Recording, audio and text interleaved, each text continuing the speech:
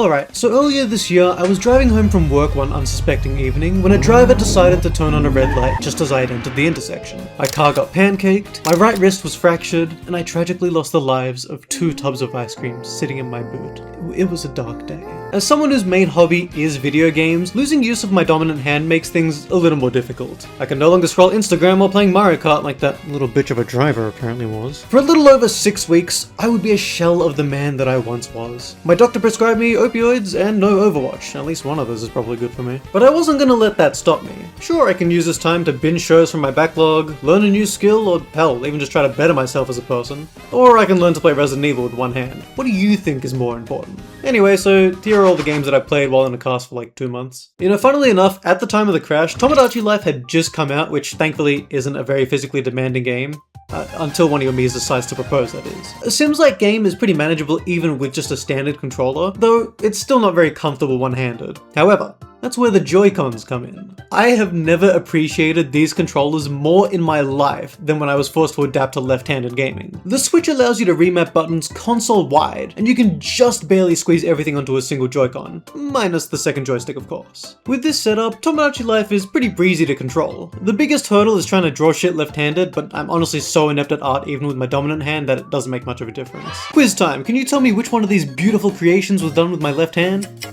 Nah, I'm just kidding, they were both done before the crash. You know what else I was playing before the incident? Ace Attorney. Wow, my foresight was incredible. I was specifically going through Dual Destinies in the Apollo Justice trilogy at the time. As I'm sure you can imagine, this visual novel was very difficult to adjust to one-handed with how intense it can get. Come on. Capcom was considerate enough to include a story mode, which basically just plays the game for you, but this crash really fucked me up. I mean, like, really fucked me up. And with all this pain and frustration, I couldn't focus on the mysteries even as they were solving themselves. I still have to do the reading myself since Ace Attorney isn't voice acted, so I need to take it one step further by having my friend Sam read it for me. The one who blew up the courtroom was no other than Mr. Tetany! Oh, I knew! Realistically, these 2 games alone could have probably lasted me the entire recovery pipeline, and yet it doesn't take me long to feel a bit bored and lonely. Before my encounter with some slimebag bastard who got a driving license playing Eminem's Racing, some friends and I were hooked on the latest indie multiplayer craze. Despite 0 efforts, this just isn't the sort of game that I can finesse with a single hand. I mean, this shit really is that serious. Last time I played this game, I think one of my friends died in real life. Back on him.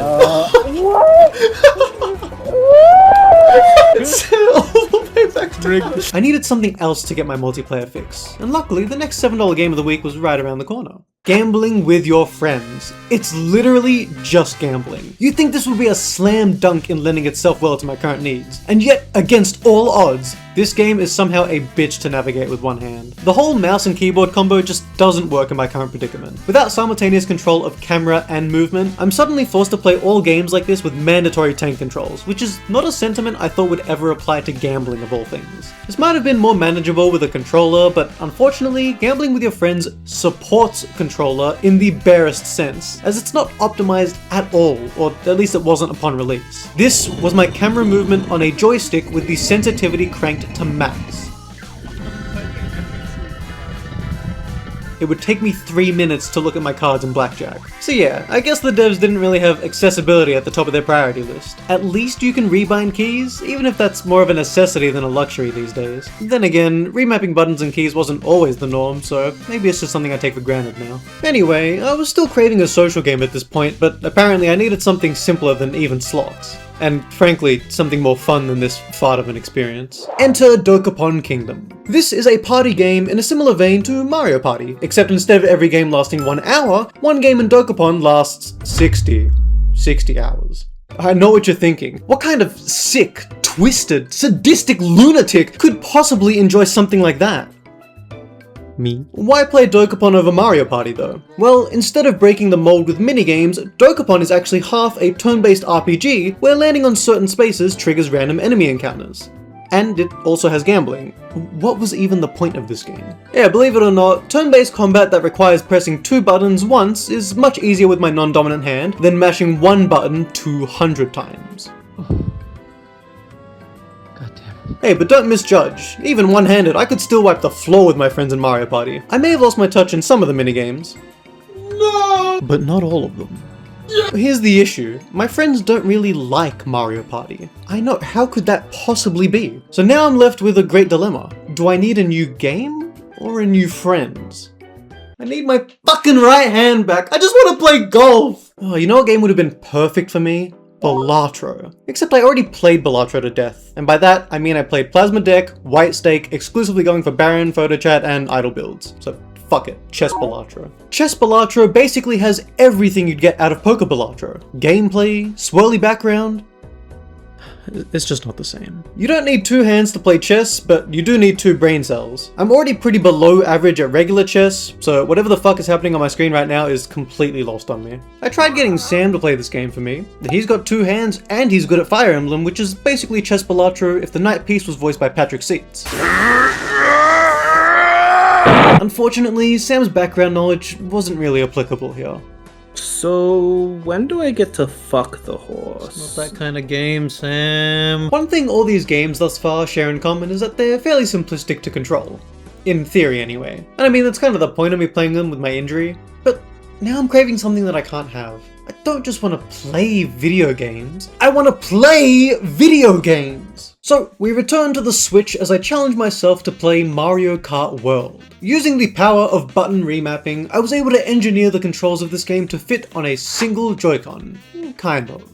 The best I could manage was something like this. Index on the left trigger for acceleration, since it's the most accessible button while maintaining a grip on the joystick with my thumb, which I also mapped items to, while using my pinky for this side button to drift. It's functional, but not ideal. In particular, the side button just doesn't feel great to use. And then I remembered something that always struck me as an odd inclusion. Mario Kart World has a toggle for auto acceleration. And to be honest, I could never really fathom this setting's necessity or who would even use it. Smart steering is pretty self-explanatory on its own, but you include both of these and now the game practically plays itself. That's supposed to be Sam's job. Auto accelerate just never made much sense to me. Until now. With no need to hold down a button to accelerate anymore, I am now free to drift with the left trigger. And suddenly, this goes from a game that I can barely sort of play with my left hand, to a game that I can kind of sort of play with my left hand. You know, I'm not doing any of those insane tricks with this setup, but it's a competent enough way to control Mario Kart World to where I can actually have some fun with it. The only true hurdle with this setup is that any item that requires me to mash the button to use it, like the coin block or the golden mushroom, they're very hard to do while also steering my car at the same time. If there's one thing I've learned from this, it's that more options in games are almost always a good thing, because no matter how superfluous they may seem to you, it probably makes sense to somebody, and that's cool. A lot more modern games are releasing with whole menus dedicated to accessibility options now. They have a whole category for it at the Game Awards. It's not usually something that I need to explore, but hey, now's as good a time as any. Before the accident, I was replaying Resident Evil Requiem for footage, which got cut short because something like this happened to me. It's pretty damn impossible for me to control a game as hands-on as Requiem in my current state. However, there is a physical accessibility preset in the settings, so let's see how playable this is. Oh shit, okay. Oh, it does it, okay. Yeah, this obviously just doesn't really work. The best I managed was gyro aiming with my shoot button mapped to the left bumper. With this setup, I was scarcely able to defeat 2 planks of wood to open a single door. Not every game can accommodate for physical limitations, and that's okay. You know what's not okay though? The fact that Requiem doesn't include colorblind features? What the hell, Capcom? What if the crash fucked up my eyes too? Why is he green? Oh, maybe that's why the scumbag who ran the red light did it. She didn't have her colorblind settings on. Oh, what a fucking moron. Anyway, that's the beauty of how varied video games have become as a medium. Even if I can't, in my current state, effectively enjoy this premium Michelin star steak sandwich, I can always go to Subway. Okay, how hard can it be to play an RPG Maker puzzle game one-handed? Not very, but a lack of button mapping definitely doesn't help since I gotta reach halfway across my keyboard just to open my inventory in this game. The Witcher's House has been rotting in my Steam library for who knows how many years at this point, and it feels like now I've really got no excuse not to play it. It's only 2 hours long, and yet I still somehow couldn't get through it. I don't know, it works one-handed, but it's still pretty awkward, especially trying to run away from enemies while holding shift and navigating the arrow keys simultaneously. Also, this game is just really bad. As I'm making this video nearing the end of my recovery, I'm currently playing through Paper Mario: The Thousand Year Door. It was either this or giving up. I'm still very early in my playthrough, but It's been a lot of fun so far, and above all, incredibly playable with one hand, mostly thanks to the left Joy-Con. I honestly feel pretty stupid for not thinking of this earlier, but yeah, turn-based RPGs are pretty perfect in my context. Conceptually anyway, I don't think I could handle every turn-based RPG. Outside of a few tricky overworld puzzles that require juggling a couple of buttons, this is a largely uncompromised experience thus far. This injury has put me into a real slump from not being able to enjoy my hobbies to the fullest, so even if Paper Mario isn't the most invigorating game ever, it still feels good to play a more in-depth game compared to what I've been settling for thus far. I really needed a game like this, and this should keep me busy until I'm healed. Alright, so that was my experience of being in a cast for like 6 to 8 weeks. What was the moral of this video?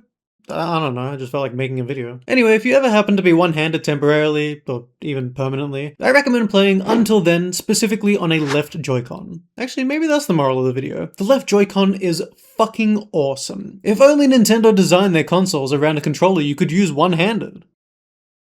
Holy... I had to bring out my Wii U for this bit.